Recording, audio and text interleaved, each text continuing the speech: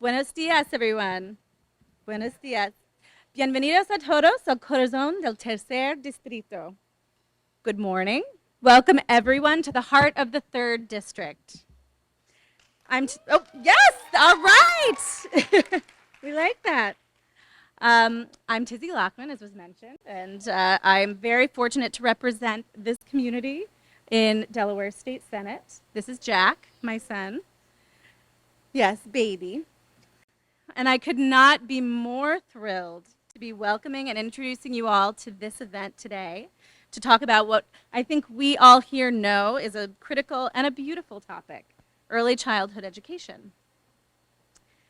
You know, just about 20 years ago in July, I was a young single mom, a very young single mom, to a little girl just a few blocks away from here.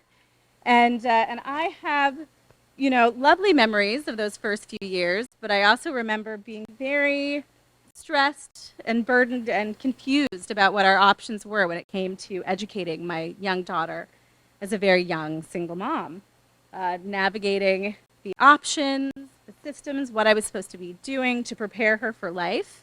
Luckily, I would say it's worked out pretty well. She's a great kid.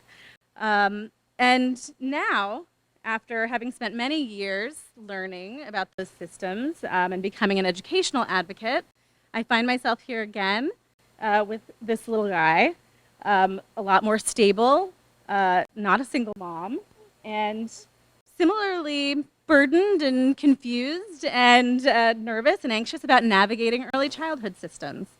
So it does seem like some things never change.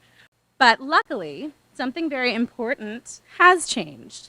And not only am I standing before you as an elected official, I also have many colleagues here with me. I'll mention a few. Senator Kyle Gay is here, Senator Sarah McBride, Representative Mike Ramone, Councilwoman Brigida Fields, and of course our Lieutenant Governor who got us kicked off, and many more, fortunately, who are really strong leaders committed to this very important topic. And so I'm glad to say 20 years later that I can have more optimism and hope that these very confusing systems are going to be tackled and improved, and we have a lot to look forward to as parents in laying a better foundation for our little ones.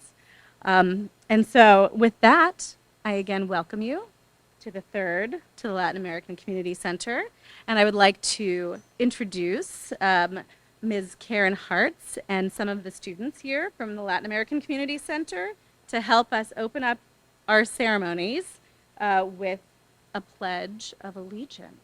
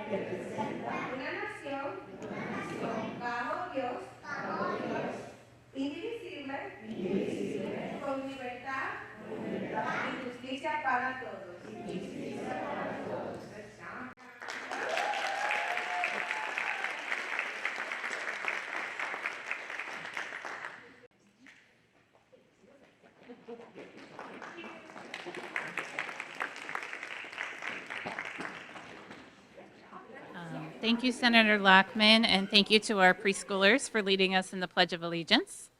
Good morning, everybody. We here at the LACC are very excited to have you for today's release of the Office of Early Learning Advisory Committee's report. The report calls for Delaware to focus on high quality early education services that address the needs of the whole child. And our early childhood program, La Fiesta, has been doing just that for many years. We know that it takes much more than just childcare to prepare the children of our community for kindergarten. We serve a diverse population of families from many different countries and cultures, and many of whom have extensive needs. More than half of our families are learning English as a second language, and many of our parents and children have experienced trauma, including the trauma of crossing into the United States to seek asylum, homelessness, family separation, and child abuse. Simply providing childcare for children who have experienced these stressors in life just isn't enough. So, as the committee's report points out, we have to really focus on children's health, developmental, and mental health needs. And families need to be an integral part of that process. So towards that goal, the LACC offers many comprehensive child and family services, all of which I cannot talk about today, but I'll just name a few. To address children's mental health, we partner with the Center for Child Development to offer bilingual services on site here at our center. And we know that parents have mental health needs also, but they're often uninsured. So we also offer art therapy and individual services if needed, all free of charge. We have 2 social workers who support other family needs. They do parenting classes, they handle case management, and we've adapted our classroom to fit the needs of our students. So our ratios are low and they're based on the needs of the group, which allows our teachers to spend more one-on-one time with our children, especially those with disabilities. During the pandemic, we piloted a consultative therapy model with the Red Clay School District, in which our classroom teachers and the children's therapists meet regularly to plan how to best address the needs of each student in our classrooms, and we're still implementing that model. We're always striving to better meet the needs of children and families with our continuous quality improvement. Because our level of quality is so high, we have about 100 families usually on our waiting list. So to try and meet community demand in 2021, we began construction of the building across the street, which you probably saw on your way in, and that will serve 108 infants and toddlers. So when the building is completed in April, we will increase drastically the number of children that we're serving. Thank you. We're also beginning a renovation project in Newcastle to serve families who cannot travel to Wilmington, and we'll be serving an additional 100 children there once those renovations are finished. So we're doing our best to address the needs of the community because as a community center, that is our mission. But that does not come without challenges.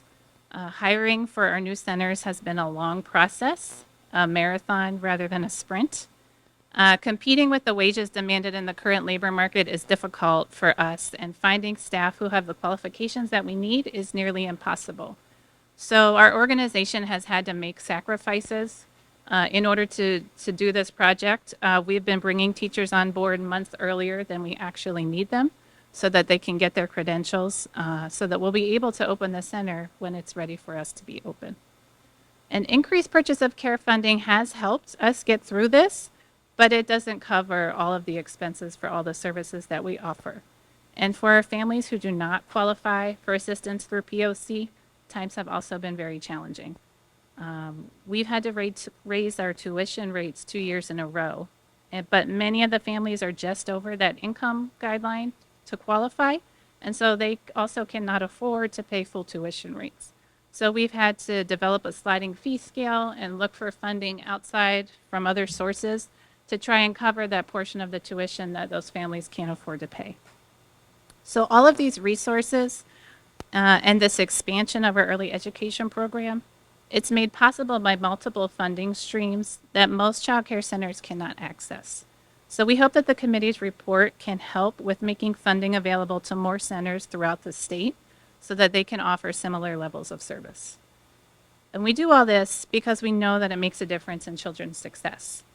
Families are with us for only the first 5 years, and we need to use that time to prepare parents with the resources and self-confidence that they need to support their children long after they've left us. And we can see this in Natalie's story. Natalie's one of our preschoolers, and she started with us when she was 2 years old. Even at 2 years old, we could see that Natalie had some challenges. We, worked with Dad for several months to try and get him on board with the option of maybe doing an evaluation with Natalie.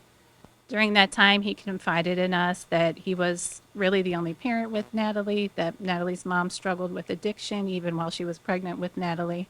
And he was just trying to do the best he could despite having his own disability. So he did finally agree to an evaluation for Natalie, and she did qualify to receive services and began receiving them here at the LACC. However, Dad really was not satisfied with the progress that Natalie was making with just a few hours of therapy a week. So he requested additional services. Unfortunately, they were denied. So our social workers connected Dad with a parent advocate who helped him petition for additional services to be added to Natalie's IEP. And with the advocate, he was successful. I attended that IEP meeting with Dad, and it was really rewarding to see how well he advocated for his daughter in a room full of school personnel, which can be very intimidating for a parent. After that, he also joined our parenting classes so that he could learn more about how to support Natalie's development at home.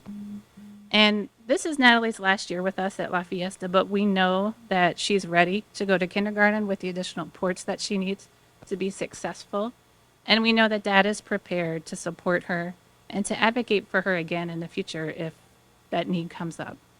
So that's why all of us here do the work that we do, and not just me. I'm talking about everybody in this room. And we thank you for your support so that we can continue to invest in our workforce and serve the families who need these services. Thank you.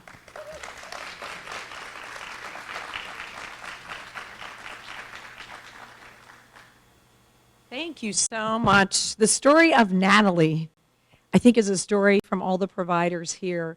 As a lieutenant governor, I had the honor to be a Hunt Keene Fellow, and I know some of my Senate colleagues have also gone on, Senator Lockman and Senator Gay and former Lieutenant Governor Den, and we're just thrilled to be able to share this report and thank the Hunt Institute and the collaboration with the early learning team at Hunt. But before I go there, as I look out here at the many players who have sat through endless Zooms with my office, endless Zooms, what have we learned? Every child is what? Born ready. And shame on us if we don't capitalize on what? The 1,825 days that we have been given from birth to 5 to impact constructively, completely brain development so that all children, like Natalie, have those opportunities to enter ready for success equitably at the time they enter kindergarten. And Senator Lockman, thank you for your story. I know when I was with our former Associate Director, Secretary of Learning, Yvette Sanchez-Fuentes, and now the incredible, remarkable Caitlin Gleason, we had the opportunity with Hunt to come forth with an early learning advisory committee. And the providers who are here today, some who were able to join us on Zoom, some who weren't able to join us, I just want you to know this group worked hand in hand also with the Delaware Early Learning Educational, the council, right? So with Madeline's team, with the group, so that we are not duplicating, we're not replicating, but ladies and gentlemen, we're leaning in. And with my colleagues who are here from the General Assembly and our good councilwoman that's here as well, we are standing strong to do what? Coordinate better, to provide for better consolidation of services, better cooperation.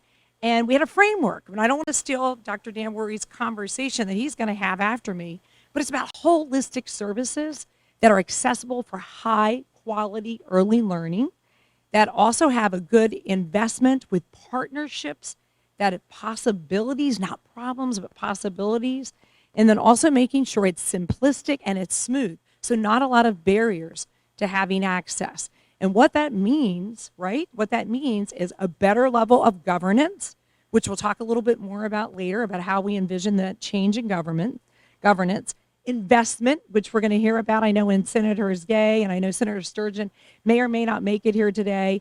They fought hard with Senator McBride and Representative Ramon and Representative Smith and Representative Williams to really ensure that the governor and the First Lady, who have fought for investment in funds, that we have the funding necessary that goes along. And what did we hear?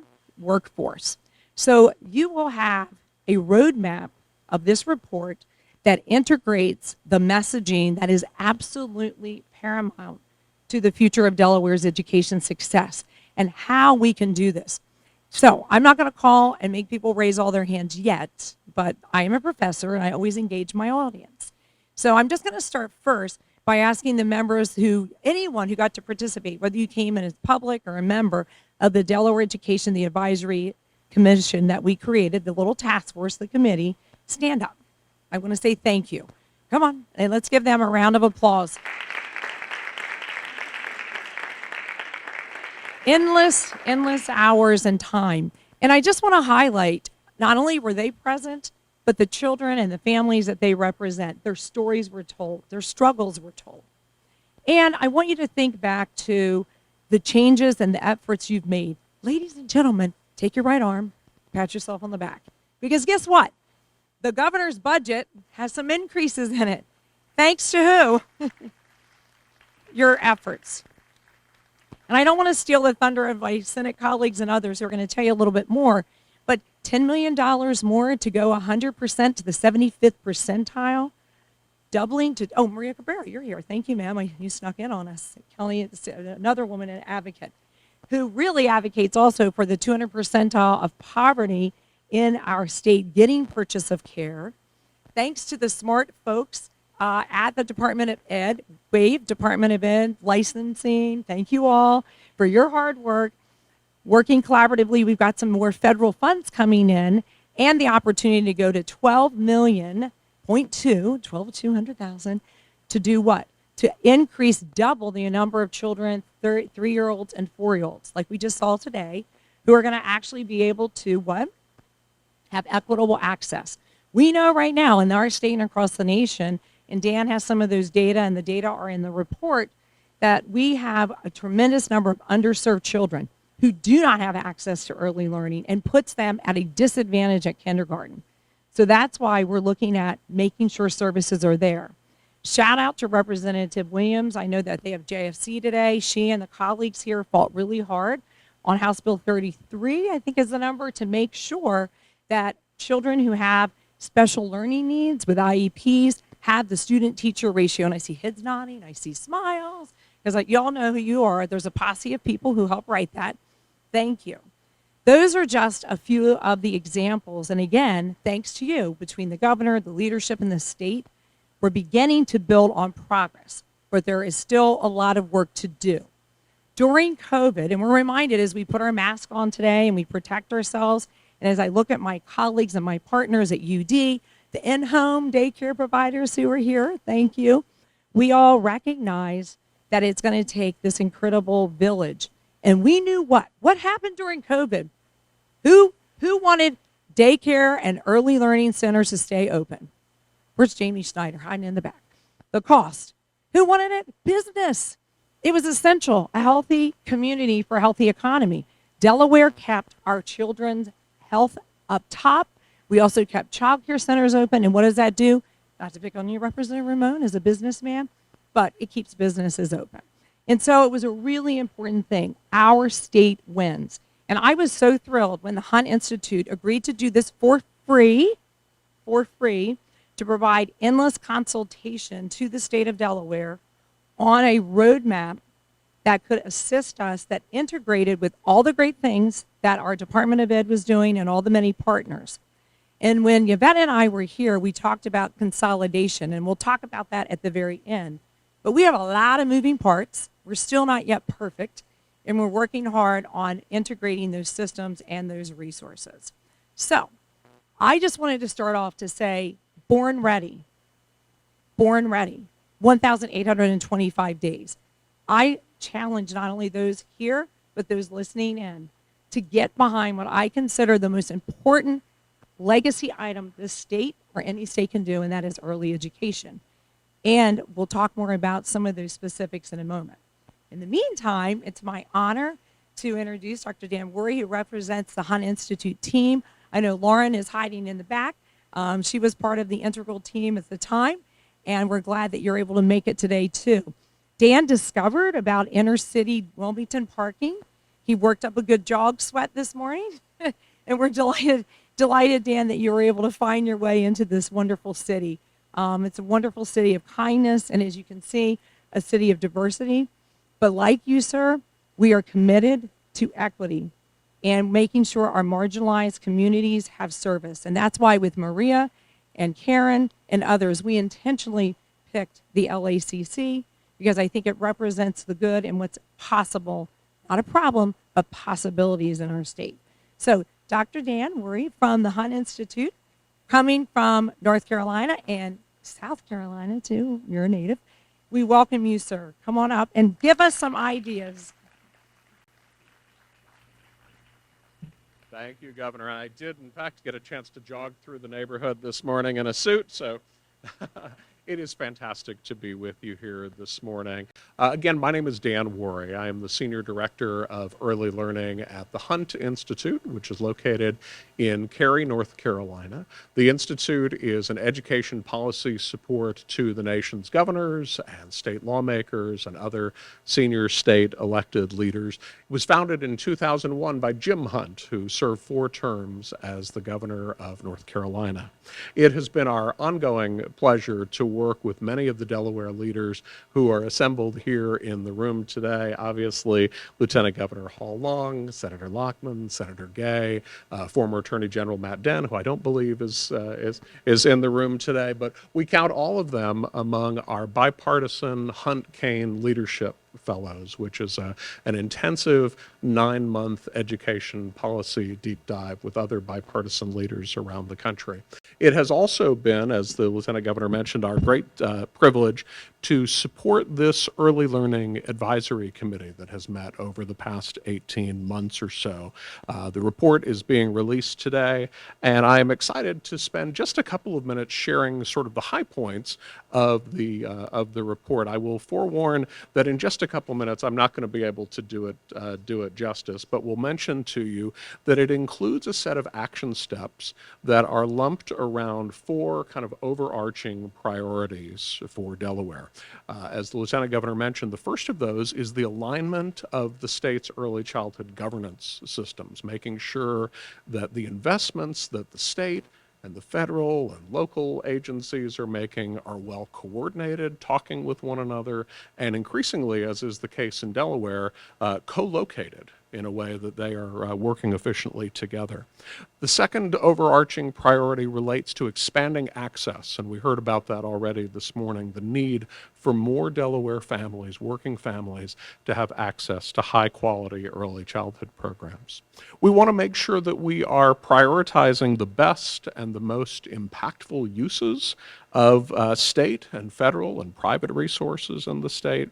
And as mentioned earlier this morning, we need to support the very real and pressing needs of the early childhood workforce in the state. This is a particular crisis happening right now around the country as the labor market has tightened sort of in the late stages of the pandemic. You may be aware that fast food restaurants, for example, and big box stores have increased what they are starting to pay at, and the child care providers are finding it very hard to keep pace with that. The end result has been that there are many vacant classrooms around the country. Not that there's a lack of demand from families, but that there is a lack of access created by a shortage of adults to actually staff those classrooms. And so the needs of the early childhood workforce are really more important and more front and center than ever.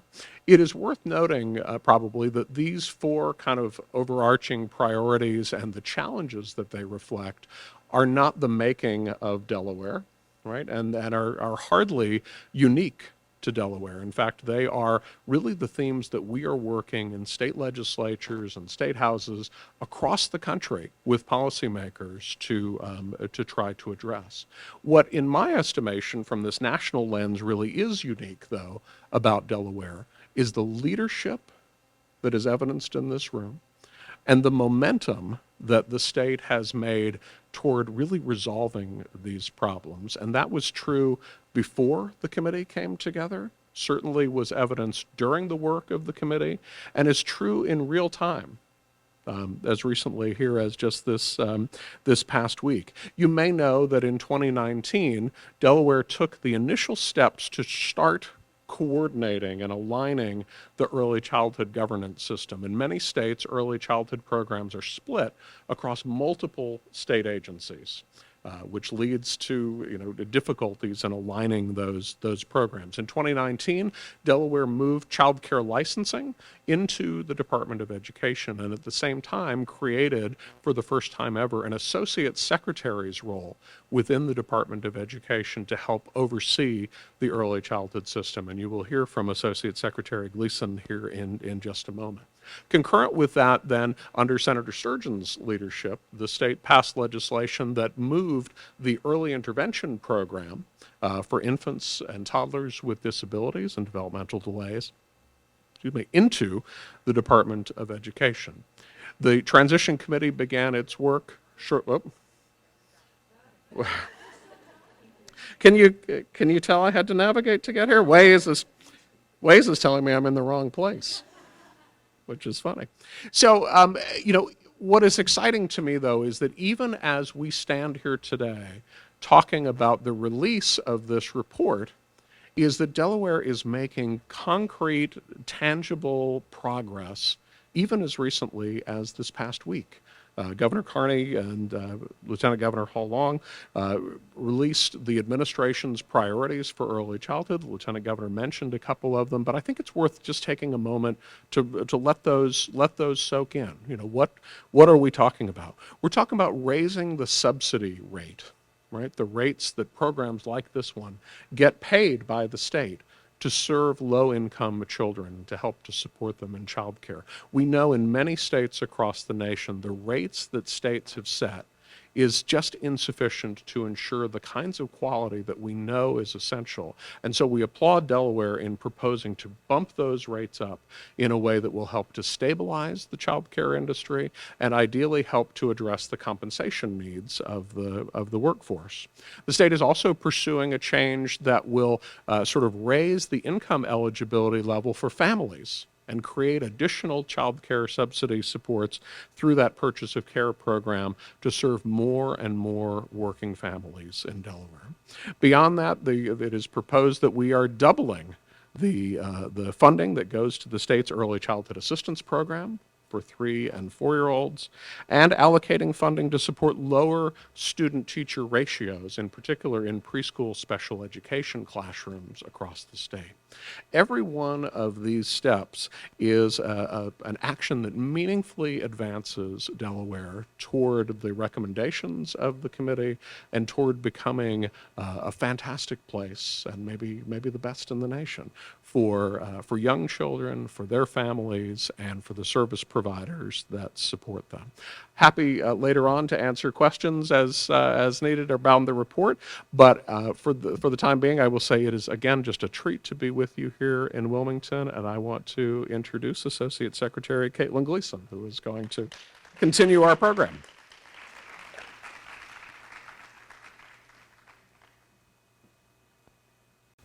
Hi, everyone. I have a prop.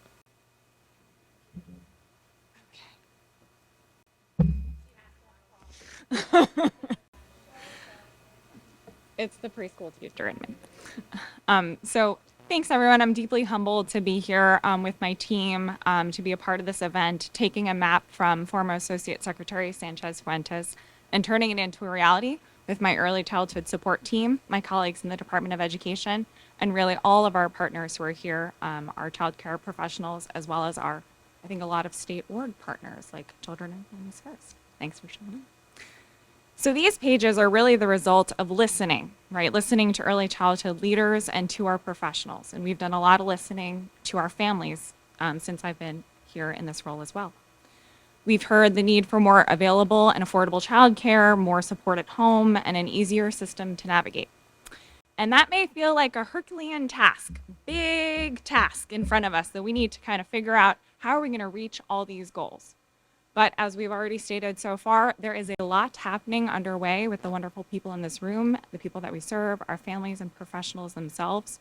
And I'm here to talk about that. So it's going to take a lot to achieve these things after 3 years of a global pandemic, that's left us all experiencing some level of trauma. And so I want to acknowledge that this is a daunting task if we think about it alone, but if we think about it with the people who have already begun to do things together, it is accomplishable. So through the tireless work of our early childhood professionals in family child care, centers, school districts, home visiting programs, and everyone in this room, we're doing some cool things. So our administration has committed to a more equitable future for our underserved children. We've heard that before. I won't repeat it. In fact, I think maybe we need to do a mini quiz. What's one of the things that the governor has recommended in his budget that we can call a win right now? Eligibility, raising the eligibility for purchase of care. Okay. And also thinking about the 2021 market rate being our what everyone gets as the minimum. We've also doubled the funding, or recommended to double the funding in our state-funded preschool program. But one thing we haven't mentioned yet is that we did receive an $8 million preschool development grant from the federal government. That will, I know, okay, let's put in two. Okay. And what that will also do is allow us to expand our state-funded preschool statewide, and then full day, so that's 6 hours of care, but then also for infants and toddlers. And that has not happened since the conception of the program. Pretty big. So we have also been partnering with the Department of Health and Social Services at the Department of Education to expand support of our families. These are our children's first teachers. So this year, the Division of Public Health will launch the Family Connects Home Visiting Program. And this pilot model allows all families, regardless of income, at least one touch point from a nurse home visitor after the birth of their child. And so this is really a resource and referral strategy, right? We think about how are we connecting families who need supports, as Karen was speaking to, as Senator Lockman was speaking to. Yeah, I love the clapping, more clapping, definitely more clapping. We're also undergoing a radical shift in collecting child-level data to ensure that each child has a developmental screening by their parent or a child care professional. And that's, again, about connecting our children to the services they need. Our online kindergarten registration application is now open for the 2023-2024 school year. This has never been before, and it includes a survey to ask for families' feedback about their experience, because we want to keep listening. And so each of these improvements or expansions are only made possible by our essential child care professional workforce in all of the settings that I mentioned. They spend all day, every day, not just Monday through Friday, 9 to 5, with our children. And so we need to think about how we are supporting them, just as we're supporting our families. So through Senate Concurrent Resolution 55, we're making sure our licensing regulations and our quality indicators are simple to follow, and the process to becoming a new early childhood center or family child care is straightforward. We are addressing background check access so that there are more appointments available with extended hours because of our workforce crisis. And we're proposing a qualifications framework for licensed childcare that allows professionals to work while attaining credentials and degrees. And because of that, we're also offering scholarships and hiring career advisement specialists with our partners and offering cohorts to work through those classes, because people need support to do both. And that includes financial support. So we'll continue to use our state-funded preschool contracts and the target wage scale to guarantee teacher salaries are competitive with public school teachers. And we're releasing a second round of the child care bonus supplements to our current workforce this spring. Finally, we're designing educational attainment awards to allow our professionals a living wage. We're aiming for a thriving wage, right, Tom? So they can show up as their best selves every day for the children who need them. So I truly am humbled to be with a diverse set of partners who are here, who care and want to get educated themselves. The early childhood field is for people who are responsive and start to get things done, even when it's a big task. And so we'll continue to listen to our needs, and we'll continue to meet them to make progress drop by drop. And so with that, I will let the Lieutenant Governor come back up to share more about our long-term vision.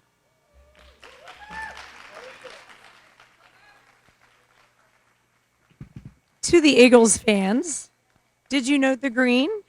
I was so glad they won. It made my household a lot happier last night. And I know our governor, who's under the weather, when I text him, he said, the Eagles win was all the medicine that I needed. So he's got a smile.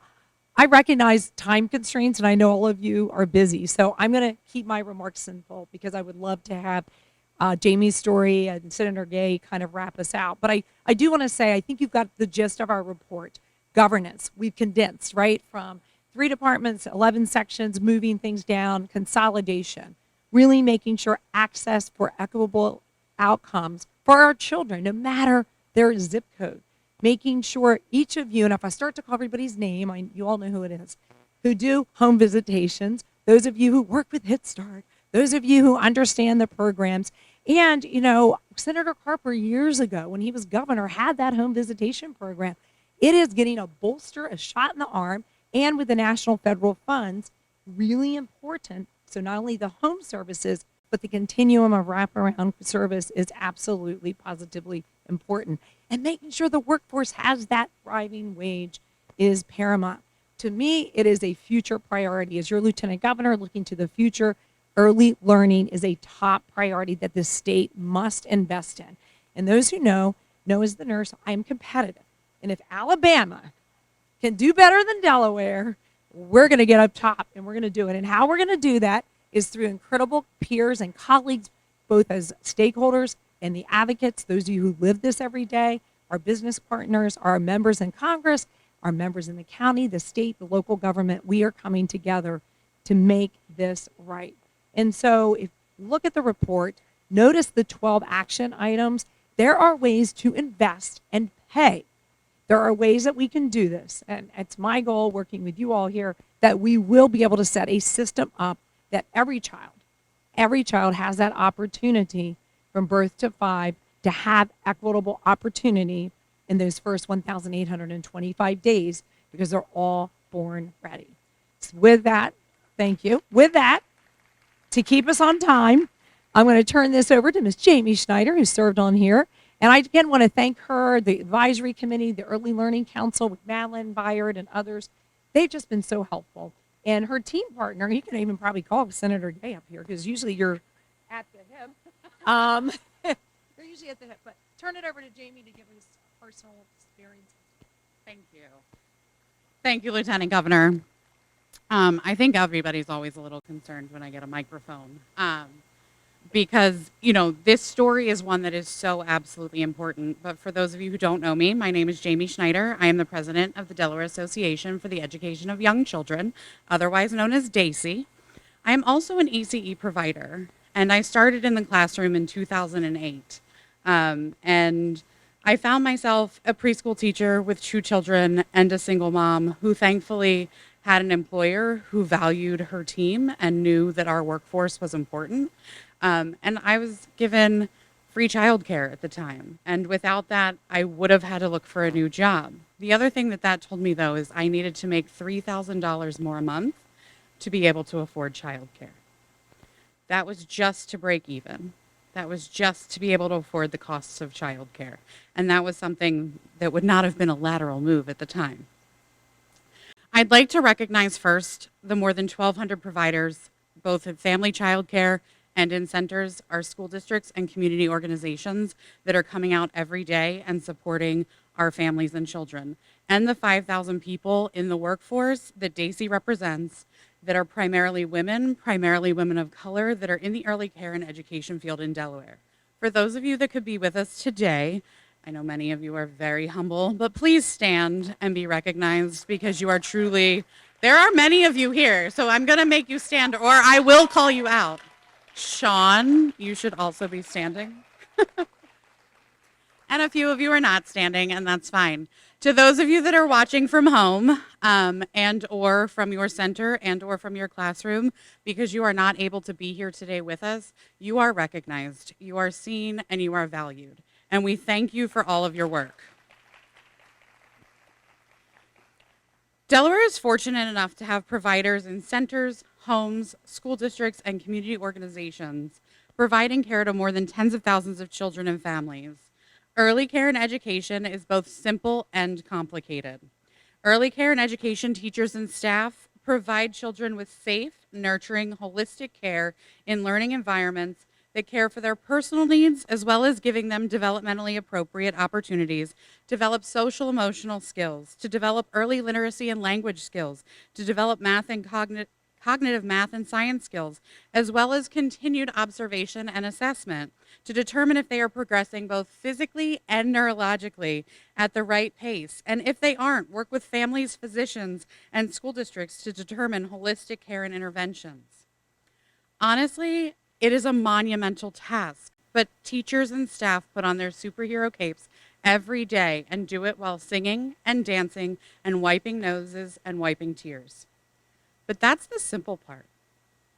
The solutions you have heard today address the complications of fragmented funding and policy systems, antiquated funding models that have led to decades of underfunding and an inadequate and inequitable system. And this determines that the workforce lives at living wages and benefits that are much below what they deserve. In 2020, Governor Carney invested $200 million in federal funding to save childcare. It absolutely saved childcare in Delaware.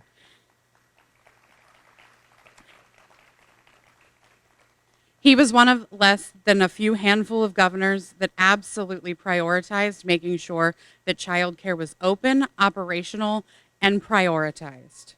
In 2022, he added $20.6 million to our Purchase of Care program. And this year, he has proposed another $10.6 million, getting centers closer to zero. But we keep asking why we're not doing more. And by not doing more, providers aren't doing more. This is just getting providers closer to zero. It is allowing us to raise the wages for the workforce that we already have. It is allowing us to meet the minimum wage increases required by the state, and it is allowing us to meet inflation costs that are increasing every single day. Providers are getting closer to being paid for the actual cost of care versus what the state and parents can afford to pay. And that is what must be, absolutely cannot be undermined.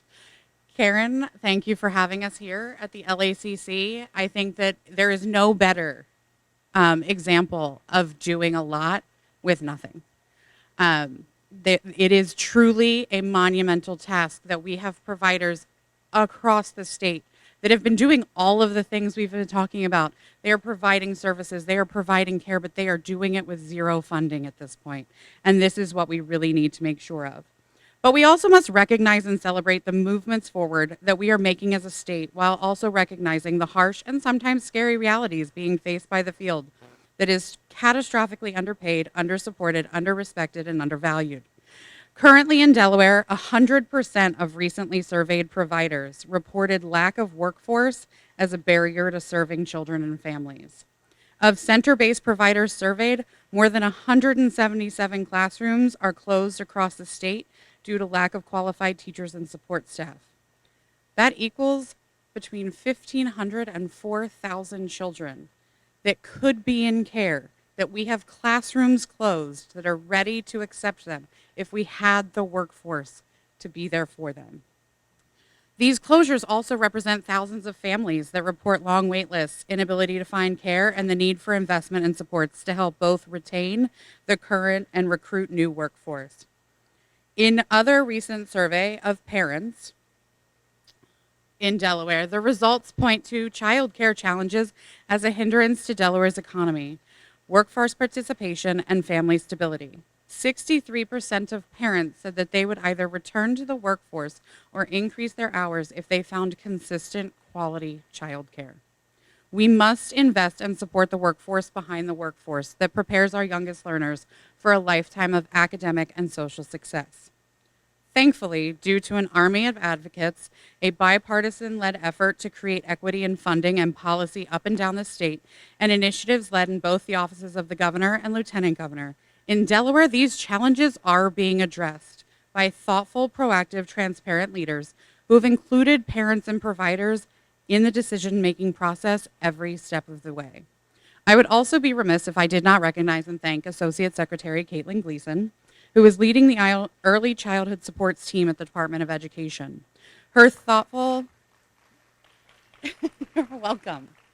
Her thoughtful and systematic approach to providing supports for the early childhood field are second to none.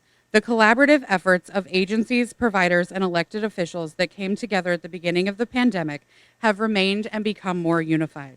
We have a lot of work to do, but I cannot emphasize enough that this field is in crisis, but Delaware's efforts have kept it from collapse. I am thrilled to be able to introduce my friend and colleague, Senator Kyle Evans-Gay, who is first mother to Alice and Ellen, who are 4 and 6, and a state senator who is a champion of early care and education in Delaware. Senator Gay will share with you the immediate next steps that will depend on your help to include more families, more business leaders, more community members, more providers, teachers, and staff to support the state in creating an equitable early care and education system that supports all families in accessing affordable, high-quality early care and education in close geographic proximity to their own homes that supports their family needs in a setting that they pick. Thank you, Senator Gay, for your leadership, and come on.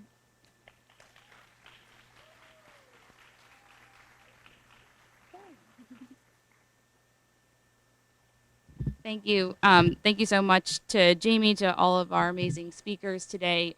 And since we are being live streamed, to all the providers who may or may not be listening, who show up every day for families like mine, even in a pandemic, to serve the children of Delaware. I am quite frankly overwhelmed by what we have been able to accomplish in partnership with the Hunt Institute and in partnership with the administration thus far. Under the leadership of our governor, our lieutenant governor, our Department of Education, and special thanks to Cora Scott and to Associate Secretary Gleason for being here today. As a mom of 2 young children, you heard about them, Ellen and Alice. They're the ornery ones in Lake Hall. I am just grateful for the champions who stand with us today. I share your hopes for a greater tomorrow for our youngest Delawareans. But that hope is based on what I see. I see the energy, I see the enthusiasm. But every day when I drop my children off for care, I also see the struggle. Families are struggling in Delaware. The cost of childcare, as you know, is astronomical. In some cases, more than the cost of college, and in many cases, surpassing the costs of a rent or a mortgage payment. A recent U.S. Department of Labor Women's Bureau study found that the cost per child represents between 8% and 19% of median family income. It's unsustainable. And at the same time, as you heard today, parents and others who are in this profession are struggling. Even though the cost of childcare is rising, it costs a lot to keep children safe, to provide them quality education. We cannot meet the needs of the workforce. We cannot provide them opportunities for advancement, and that's something that we want to change. I want to take a moment to recognize some of the people that I work with day in, day out on this issue. In Legislative Hall, you've heard from Senator Tizzy Lockman, who has been a leader on education since she joined the Senate and long before. I also want to have a special thanks to Senator Laura Sturgeon, who unfortunately could not be here, wanted to be here with all of her heart, but has been an incredible leader on the Senate Education Committee and will continue to partner on these important issues. And as you heard from so many of our speakers today, early education is not just education in Delaware. It intricately involves the health and social services. And so I'm so thankful for Senator McBride today, who leads our Health and Social Services Committee in the Senate, who has stood alongside us in helping ensure that we can move the line forward. But I also want to recognize that supporting kids is not a partisan effort. The Hunt organization itself, which is leading the change in early education across our nation, proudly brings together leaders regardless of party affiliation. And we want to emulate that as well. I want to thank Representative Ramon for being here today, for your leadership on this and other issues. And I'd also like to have a special shout out to my colleague, Senator Brian Pettyjohn, representing the 19th Senate District, who has been a true partner in this work. I'll share a couple words from him, if you don't mind, and just pretend I'm about twice my height, if you don't mind. We all know the importance in early childhood education and the dedicated staff that provide this vital service to our children and families. The investment the governor has announced, as well as the advocacy that has been ongoing by members of the General Assembly to bring about parity, will ensure the highest quality, accessible services throughout our state. So I commend the governor for his landmark investments. You heard them today, raising eligibility, increasing the market rate, and planning for the future via the preschool development grant. All are ways that we are going to influence change here in Delaware. But, and if you know me, I'm here to tell you that we can do even better for families and for our state. By investing in the governance recommendations from the Hunt Report, we can centralize our resources and continue to build a vision for the delivery of care that meets the needs of kids, of parents, providers, and of our early childhood workforce. By assessing how we deliver services, we can make sure that we're doing it in a way that makes sense not just for those stakeholders, but also for taxpayers. And by equalizing reimbursement rates across our counties, we can leverage existing funds to meet the needs of caring for students statewide. Investing in Kent and Sussex counties means that we can start to address the child care deserts and fill the gaps in care where families need them most. And there's even more. But it would be a mistake for us to make those next step decisions in our political bubble. Just as the Hunt Report is a product of collaboration, so should our next steps here in Delaware. That's why I'm pleased to announce today that my office will sponsor a series of town hall events in March and April. They'll take place up and down our state. We're gathering elected officials, business people, parents, providers, and community members to discuss where we go next. And more importantly, why? I know my why.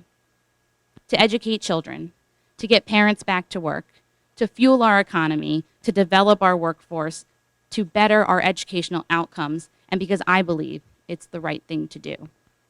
So as you go forth today, keep your why with you and make a commitment to share that why with others. For too long, childcare has been underfunded and underappreciated, but my friends, childcare is our future. Again, I want to thank Governor Carney for his leadership, his collaboration and commitment to increasing educational opportunities for every child in Delaware. Thank you to the Lieutenant Governor for being a steadfast supporter of families and kids always. I look forward to working with the administration, with my colleagues, to usher in a new era of change and progress. My friends, let's make Delaware the best place to raise kids.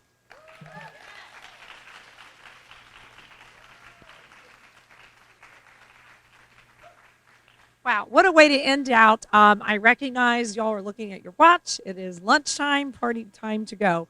Having stated that, thank you, Senator Gay, for that at the end. And we will be making public the listening tours that we're going to be co-hosting. I'll be leading with members, with the team, to make sure that everyone's involved. And if you want us to come visit your centers, those listening in, those present, let us know, because it's really important that we hear from each and every one. We've heard the theme, taking early learning, governance, access, investment, equity, holistic, making it simple, building on it, more funds, but also taking those dimes that you've had to do, making sure you have dollars in place of those dimes, and really making sure that we have the coordination. I recognize there's a lot of work to do. I'm looking at the experts in this room. Look forward to your digesting our report, the action items. Don't panic when you look at all the ways we can do the funding. I am convinced that 2 or 3 of those are very viable. I just have to say that. And I am convinced that we will get to the point where we do have every child having access, birth to 5, born ready. With that, we can end the conference. If there's individual questions of myself or anyone who's spoken, we'll be glad to take those. And again, Karen, to you and to Maria, who's listening in, homesick, thank you for letting us be hosted here at the LACC. Thank you all. Have a great afternoon. Thank you.